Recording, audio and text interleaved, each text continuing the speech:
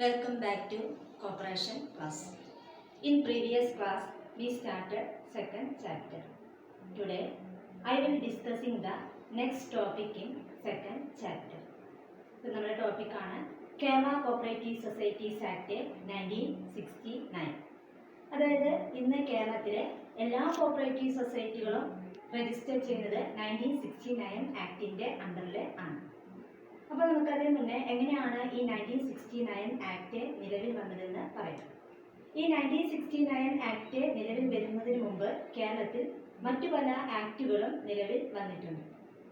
1907 കേരളത്തിലെ കോപ്പറേറ്റീവ് മൂവ്മെന്റിന്റെ തുടക്കം എന്ന് പറയുന്നത് 1907 ദെൻ 1909 കേരളത്തിലെ പാലക്കാട് ഡിസ്ട്രിക്റ്റിലെ ആദ്യമായിട്ട് ഒരു കോപ്പറേറ്റീവ് സൊസൈറ്റി ഫോം ചെയ്തു. പാലക്കാട് ഡിസ്ട്രിക്റ്റിലെ കണ്ണമ്പ്ര എന്ന സ്ഥലത്താണ് കേരളത്തിലെ ഫസ്റ്റ് കോപ്പറേറ്റീവ് സൊസൈറ്റി രജിസ്റ്റർ ചെയ്തത്. ദെൻ അതിനുശേഷം 1930 കൊച്ചിയിൽ ഒരു കോപ്പറേറ്റീവ് സൊസൈറ്റി ആക്ട് പാസ്സാക്കുകയും ആ ആക്ടിന് കീഴിൽ കോപ്പറേറ്റീവ് സൊസൈറ്റികൾ ഫോം ചെയ്യുകയും ചെയ്തു. ദെൻ അതിനുശേഷം 1940 ട്രാവൻകൂറിൽ ഒരു കോപ്പറേറ്റീവ് സൊസൈറ്റീസ് ആക്ട് പാസ്സാക്കുകയും ആ ആക്ടിന്റെ അണ്ടറിൽ 1950 ഒരു സൊസൈറ്റി ഫോം ചെയ്തു. ആ സൊസൈറ്റിയുടെ പേര് സെൻട്രൽ കോപ്പറേറ്റീവ് ബാങ്ക് ആയിരുന്നു. അതായത് ട്രാവൻകൂർ സെൻട്രൽ കോപ്പറേറ്റീവ് ബാങ്ക് ആണ് ഫോം ചെയ്തത്. ദെൻ അതിനുശേഷം കൊച്ചിയിലും ഒരു കോപ്പറേറ്റീവ് ബാങ്ക് എസ്റ്റാബ്ലിഷ് ചെയ്തു. അതായത് കൊച്ചിൻ സെൻട്രൽ കോപ്പറേറ്റീവ് ബാങ്ക് ആയിരുന്നു കൊച്ചിയിലെ എസ്റ്റാബ്ലിഷ് ചെയ്ത ആ കോപ്പറേറ്റീവ് സൊസൈറ്റിയുടെ പേര്. ദെൻ അതിനുശേഷം 1952 കൊച്ചിൻ കോപ്പറേറ്റീവ് സൊസൈറ്റീസ് ആക്ടും അതുപോലെ തന്നെ ട്രാവൻകൂർ കോപ്പറേറ്റീവ് സൊസൈറ്റീസ് ആക്ടും മെർജ് ചെയ്ത് 1952 Travancore Cochin cooperative societies act പാസ്സാക്കി. അങ്ങനെ ഈ കൊച്ചിൻ സെൻട്രൽ കോപ്പറേറ്റീവ് ബാങ്കും അതുപോലെ തന്നെ ട്രാവൻകൂർ സെൻട്രൽ കോപ്പറേറ്റീവ് ബാങ്കും മെർജ് ചെയ്ത് Travancore Cochin central cooperative bank ആയിട്ട് ഫോം ചെയ്യുകയും ചെയ്തു. ദെൻ ആ കാലഘട്ടത്തിലെ മലബാർ ഏരിയയിലെ മദ്രാസ് കോപ്പറേറ്റീവ് സൊസൈറ്റീസ് ആക്ട് 1932 നിലവിൽ ഉണ്ടായിരുന്നത്. അങ്ങനെ 1956 നമ്മുടെ സ്റ്റേറ്റ് റീഓർഗനൈസ് ചെയ്തതിനെ തുടർന്ന് ഈ മലബാർ കൊച്ചിൻ ട്രാവൻകൂർ ഏരിയകൾ ഇൻ്റഗ്രേറ്റ് ചെയ്തപ്പോൾ 1956 നമ്മുടെ കേരള സ്റ്റേറ്റ് ഫോം ചെയ്തു. അങ്ങനെ 1956 കേരള സ്റ്റേറ്റ് ഫോം ചെയ്തപ്പോൾ കേരളത്തിന് മൊത്തത്തിൽ ഒരു ആക്ട് മതിയെന്നായി. അങ്ങനെ 1967 കേരള കോപ്പറേറ്റീവ് സൊസൈറ്റി ഒരു ബില്ല് പാർലമെന്റിൽ അവതരിപ്പിക്കുകയും ആ ബില്ല് പാസ്സായി 1969 മെയ് 15 നമ്മുടെ കേരള കോപ്പറേറ്റീവ് സൊസൈറ്റീസ് ആക്ട് നിലവിൽ വന്നത്. അങ്ങനെയാണ് നമ്മുടെ കേരള കോപ്പറേറ്റീവ് സൊസൈറ്റീസ് ആക്ട് 1969 നിലവിൽ വന്നത്. ദെൻ നമുക്ക് പറയാനുള്ളത് Kerala cooperative societies act 1969 main object എന്തായിരുന്നതാണ്. The main object was to provide for the orderly development of a cooperative society in the state of Kerala by organizing them as self-governing democratic institution. നമ്മുടെ സ്റ്റേറ്റിലെ എല്ലാ cooperative സൊസൈറ്റികൾക്കും ഒരു orderly development അല്ലെങ്കിൽ ഒരു ക്രമാനുഗതമായ വികസനം ഉണ്ടാക്കുകയും അതിനൊരു സെൽഫ് ഗവേണിംഗ് ഡെമോക്രാറ്റിക് ഇൻസ്റ്റിറ്റ്യൂഷനായി മാറ്റുകയും ചെയ്യുക എന്നതായിരുന്നു ഈ 1969 ആക്ടിന്റെ മെയിൻ ഒബ്ജക്റ്റ് എന്ന് പറയുന്നത്. അതിൻ്റെ മറ്റൊരു ഒബ്ജക്റ്റ് എന്ന് പറയുന്നത് aimed at orderly development and amending and unifying the law relating to the cooperative societies in the state. Aim എന്ന് പറയുന്നത് the act aimed at consolidating and amending and unifying the law relating to the cooperative societies in the state. നമ്മുടെ സ്റ്റേറ്റിലെ എല്ലാ cooperative societies ആക്ടിനെയും consolidate ചെയ്യുക, അതുപോലെ തന്നെ അതിനെ amend ചെയ്യുക, അതിനെ യൂണിഫൈ ചെയ്യുക എന്നതാണ് അതിൻ്റെ മറ്റൊരു എയിം എന്ന് പറയുന്നത്. ഇത്രയാണ് അതിൻ്റെ ഒബ്ജക്റ്റിൽ പറയുന്നത്. Then special features of Kerala cooperative societies act 1969 Kerala cooperative സൊസൈറ്റിൻ്റെ സ്പെഷ്യൽ ഫീച്ചേഴ്സ് എന്തൊക്കെയാണ് നെക്സ്റ്റ് പറയുന്നത്. The Kerala Cooperative Societies Act 1969 has its own features. These unique features make the Act distinguishing from all other Indian Cooperative Societies Act. അതായത് Kerala cooperative societies ആക്ടിന് അതിൻ്റേതായിട്ടുള്ള special features ഉണ്ട്. ഈ special features ആണ് മറ്റേ ഇന്ത്യയിലെ cooperative societies ആക്ടുകളിൽ നിന്നും ഇതിനെ distinguish ചെയ്യുന്നത്. feature. First, cooperative union. This act given more importance to cooperative union. Section 88 deals with circle cooperative union and section 89 deals with state cooperative union. ഈ ആക്ടിലെ cooperative യൂണിയനുകൾ കൊണ്ടുവരാൻ വേണ്ടി പ്രത്യേക പ്രൊവിഷൻസ് വന്നു. അങ്ങനെ സെക്ഷൻ 88 പ്രകാരം സർക്കിൾ കോപ്പറേറ്റീവ് യൂണിയനും സെക്ഷൻ 89 പ്രകാരം സ്റ്റേറ്റ് കോപ്പറേറ്റീവ് യൂണിയനും ഫോം ചെയ്തു. ഈ യൂണിയന്റെ ഒക്കെ പ്രത്യേകത എന്ന് പറയുന്നത് moreover the unions have wide powers and independent sources of income. അവർക്ക് സ്വന്തമായിട്ട് ഇൻകം ഉണ്ട്. അതായത് കോപ്പറേറ്റീവ് സൊസൈറ്റികൾക്ക് വേണ്ട ഫണ്ടുകളൊക്കെ പ്രൊവൈഡ് ചെയ്തിരുന്നത് ഈ കോപ്പറേറ്റീവ് യൂണിയൻ ആണ്. ദെൻ സെക്കൻഡ് ഫീച്ചർ എന്ന് പറയുന്നത് cooperative tribunal. Section 81 of the act deals with special provision for establishment of cooperative tribunal. Section 81 പ്രകാരമാണ് കോപ്പറേറ്റീവ് ട്രൈബ്യൂണലുകൾ ഈ ആക്ടിന്റെ കീഴിൽ കൊണ്ടുവന്നത്. എന്താണ് cooperative tribunal? Tribunal is meet for hearing appeal against the order, award, decree of the registrar or arbitrator. Arbitrator അല്ലെങ്കിൽ registrar പാസ്സാക്കുന്ന ഓർഡറുകൾ, ഓർഡർ എന്ന് പറഞ്ഞാൽ ഉത്തരവുകൾ, അവാർഡ് എന്ന് പറഞ്ഞാൽ വിധികൾ, ഇതിനൊക്കെ എതിരെ അപ്പീൽ പോകുന്നത് ഈ ട്രൈബ്യൂണൽ കോർട്ടിലാണ്. ട്രൈബ്യൂണൽ എന്നത് തർക്ക പരിഹാര കമ്മിറ്റിയാണ് എന്ന് പറയുന്നത് ട്രൈബ്യൂണൽ എന്ന് പറയുന്നത്. ദെൻ തേർഡ് ഫീച്ചർ അപ്പോയിൻമെന്റ് and service condition. Section 80. The qualification, salary, service condition, etc. of the employees are mentioned section 80. Section 80ലാണ് കോപ്പറേറ്റീവ് സൊസൈറ്റിയിലെ എംപ്ലോയീസിൻ്റെ ക്വാളിഫിക്കേഷനെ കുറിച്ച്, അവരുടെ സാലറി, അവരുടെ സർവീസ് കണ്ടീഷനുള്ള കാര്യങ്ങളാണ് സെക്ഷൻ 80ൽ പറയുന്നത്. This is aimed at improving the moral and efficiency of the staff. ഇതിൻ്റെയൊക്കെ മെയിൻ ആയിട്ടുള്ള ലക്ഷ്യം എന്ന് പറയുന്നത് എംപ്ലോയീസിൻ്റെ അഥവാ സ്റ്റാഫിൻ്റെ എഫിഷ്യൻസിയെ ഇംപ്രൂവ് ചെയ്യുക എന്നതാണ്. Then fourth feature penal provision surcharge. Section 68 പ്രകാരമാണ് surcharge. For dealings with the incidents of corruption, malpractices, misuse of power, etc. in a cooperative institution, a new penal provision known as surcharge under section 68 is included in this act. ഈ 1969 ആക്ടിലെ surcharge എന്നുള്ള ഒരു option കൊണ്ടുവന്നിട്ടുണ്ട്. അതായത് penal provision surcharge എന്ന് പറഞ്ഞാൽ mall practices അല്ലെങ്കിൽ corruptions ഇതൊക്കെ ഉണ്ടായിക്കഴിഞ്ഞാൽ അതിനെ ഉള്ള ഫീ ഈടാക്കുക. അത് ആരാണ് ഇതിനൊക്കെ ഇടയാക്കിയത്? ഈ മാൾ പ്രാക്ടീസസ് അല്ലെങ്കിൽ കറപ്ഷൻ നടത്തിയ വ്യക്തികളിൽ നിന്ന് ഫൈൻ ഈടാക്കുക. അതിനെയാണ് ഇതുകൊണ്ട് ഉദ്ദേശിക്കുന്നത് പീനൽ പ്രൊവിഷൻ സർചാർജ് എന്നതുകൊണ്ട് ഉദ്ദേശിക്കുന്നത്. ദെൻ അടുത്ത ഫീച്ചറാണ് fifth check on bogus societies. Section 62 subsection B. Section 62 subsection ബിയിലാണ് ചെക്ക് ഓൺ ബോഗസ് സൊസൈറ്റിനെ കുറിച്ച് പറയുന്നത്. Under section 62 subsection B, the minimum number of persons required for registering a cooperative society is fixed at 25. 1969 ആക്ടിലെ ഒരു cooperative society register ചെയ്യണമെങ്കിൽ 25% ഉണ്ടായിരിക്കണം. ആ 25% എന്ന് പറയുന്നത് ഡിഫറെൻറ്റ് ഫാമിലിയിൽപ്പെട്ട 25% ഉണ്ടായാലാണ് ഒരു കോപ്പറേറ്റീവ് സൊസൈറ്റി ഫോം ചെയ്യാനായിട്ട് സാധിക്കുള്ളൂ. ഈ 25% മെമ്പേഴ്സിൻ്റെ എണ്ണത്തിൽ കുറവ് വന്നാൽ അത്തരം സൊസൈറ്റികളെ ചെക്ക് ചെയ്യുക എന്നതാണ് ഇതുകൊണ്ട് ഉദ്ദേശിക്കുന്നത് ചെക്ക് ഓൺ ബോഗസ് സൊസൈറ്റീസ് എന്നതുകൊണ്ട് ഉദ്ദേശിക്കുന്നത്. അതായത് ചെക്ക് ഓൺ ബോഗസ് സൊസൈറ്റി എന്ന് പറഞ്ഞാൽ വ്യാജമായ സൊസൈറ്റിയുടെ നടത്തിപ്പിനെ കണ്ടെത്താനുള്ള ഒരു പ്രൊവിഷനാണ് ഇതെന്ന് പറയുന്നത് ചെക്ക് ഓൺ ബോഗസ് സൊസൈറ്റീസ് എന്നതുകൊണ്ട് ഉദ്ദേശിക്കുന്നത്.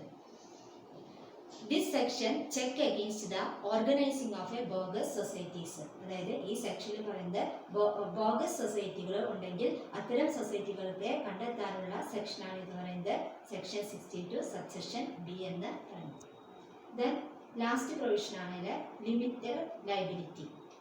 The provision of 1969 Act insists that society shall be registered in the state only with limited liabilities.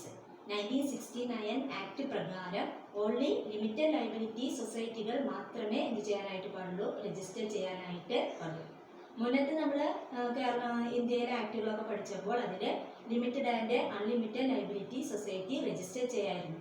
എന്നാൽ 1969 ആക്ട് വന്നപ്പോൾ ഓൺലി ലിമിറ്റഡ് ലയബിലിറ്റി സൊസൈറ്റികൾ മാത്രമേ ഈ ആക്ടിൻ്റെ കീഴിൽ രജിസ്റ്റർ ചെയ്യാനായിട്ട് പാടുള്ളൂ. ഇത്രയാണ് 1969 ആക്ടിൻ്റെ ഫീച്ചേഴ്സിൽ പറയുന്നത്. Then next topic, Model Cooperative Societies Act. നമ്മൾ രണ്ട് മോഡൽ കോപ്പറേറ്റീവ് സൊസൈറ്റീസ് ആക്ട് ആണുള്ളത്. First Brahm Prakash committee model 1992 Andhra Pradesh mutually aided cooperative societies act 1995. First Brahm Prakash committee മോഡലിനെ കുറിച്ചാണ് പറയുന്നത്. അതായത് ഇങ്ങനൊരു മോഡൽ ആക്ട് കൊണ്ടുവരാൻ വേണ്ടി അന്നത്തെ പ്ലാനിംഗ് കമ്മീഷൻ ചൗധരി ബ്രഹ്മപ്രകാശ് എന്ന വ്യക്തിയെ ചെയർമാനാക്കിക്കൊണ്ട് ഒരു കമ്മിറ്റി കോൺസ്റ്റിറ്റ്യൂട്ട് ചെയ്തു. അങ്ങനെ ബ്രഹ്മപ്രകാശ് അധ്യക്ഷനായിട്ടുള്ള കമ്മിറ്റിയാണ് മോഡൽ ആക്ട് പാർലമെന്റിൽ പാസ്സാക്കിയത്. അതുകൊണ്ടാണ് ഈ മോഡൽ ആക്ട് ഏത് പേരിൽ അറിയപ്പെടുന്നത്? ബ്രഹ്മപ്രകാശ് കമ്മിറ്റി മോഡൽ എന്ന പേരിൽ അറിയപ്പെടുന്നത്. ഈ ആക്ടിന്റെ മെയിൻ എയിം എന്ന് പറയുന്നത് to remove the control and restriction of the government. ഗവൺമെന്റിന്റെ റെസ്ട്രിക്ഷൻസിനെ അതുപോലെ തന്നെ ഗവൺമെന്റിന്റെ കൺട്രോളിനെ റിമൂവ് ചെയ്യുക എന്നതാണ് ഈ ആക്ടിന്റെ മെയിൻ ആയിട്ടുള്ള എയിം എന്ന് പറയുന്നത്. Then next, special features of the model act. ഈ ആക്ടിന്റെ സ്പെഷ്യൽ ഫീച്ചേഴ്സ് എന്തൊക്കെയാണെന്ന് നോക്കാം. ഫസ്റ്റ് ഫീച്ചർ എന്ന് പറയുന്നത് cooperative principle. The special features of the Model Act are inclusion of cooperative principles and ideology. കോർപ്പറേഷന്റെ 7 പ്രിൻസിപ്പിൾ മുന്നേ കോർപ്പറേഷൻ ഫസ്റ്റിൽ നിങ്ങൾ പഠിച്ചിട്ടുണ്ടായിരിക്കും.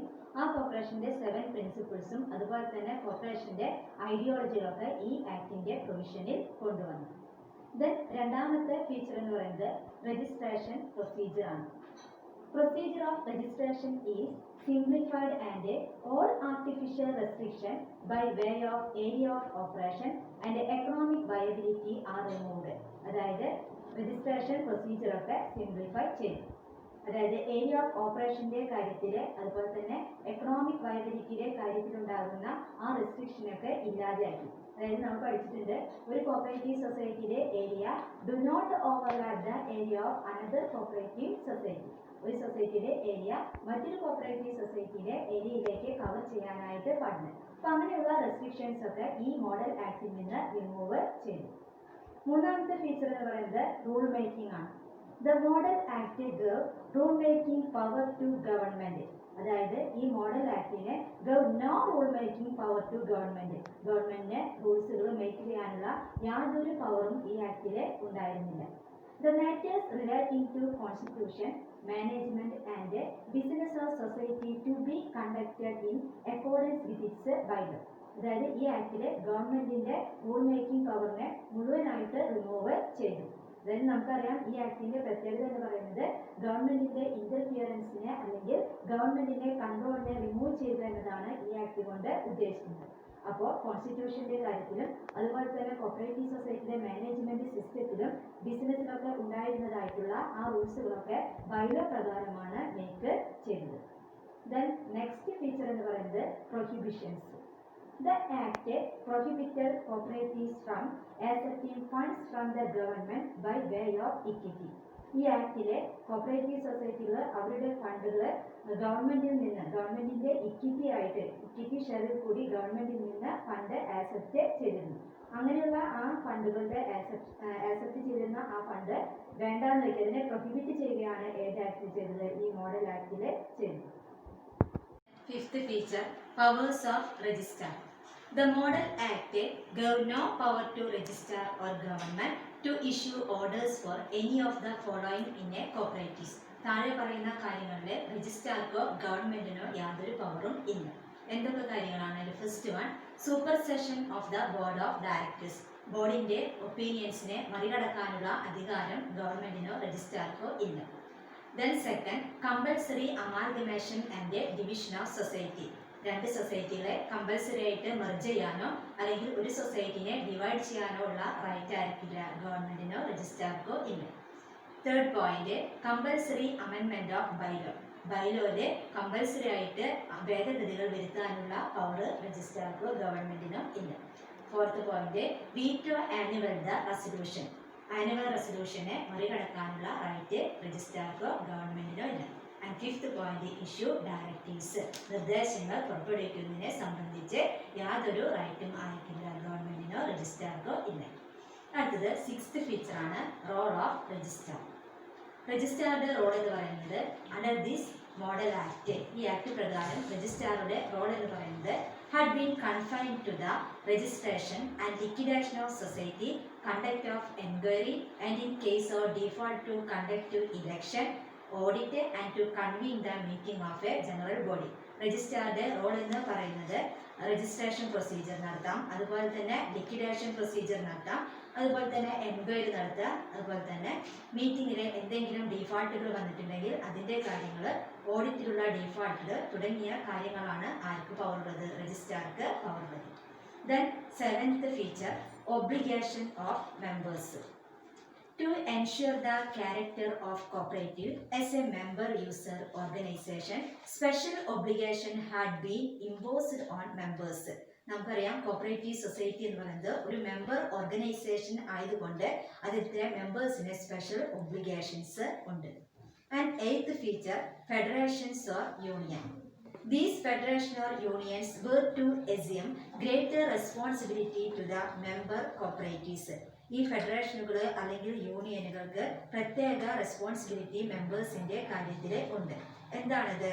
To ensure regular conduct of election of board of management and timely conduct of audit of accounts. അതായത് cooperative സൊസൈറ്റിയിലെ ബോർഡിന്റെ election റെഗുലറായിട്ട് നടത്തുക, അതുപോലെ തന്നെ ഓഡിറ്റ് ഒക്കെ റെഗുലറായിട്ട് അല്ലെങ്കിൽ ടൈംലി ഓഡിറ്റ് കണ്ടക്ട് ചെയ്യുക തുടങ്ങിയ റെസ്പോൺസിബിലിറ്റി ഫെഡറേഷൻ ആൻഡ് യൂണിയനുകളുടെ ആണ്. ഇത്രയാണ് നമ്മൾ ഇതിന്റെ ഫീച്ചേഴ്സ് പറയുന്നത്. മോഡൽ കോപ്പറേറ്റീവ് സൊസൈറ്റീസ് ആക്ട് ആയിട്ടുള്ള ബ്രഹ്മപ്രകാശ് കമ്മിറ്റി മോഡലിന്റെ ഫീച്ചേഴ്സ് എന്ന് പറയുന്നത്. Today's class we concluded the topic. First topic, special features of Kerala cooperative societies act 1969. Then second topic, features of Brahmaprakash Committee Model 1992. Thank you all. See you next week. Stay home, stay safe. Okay, bye.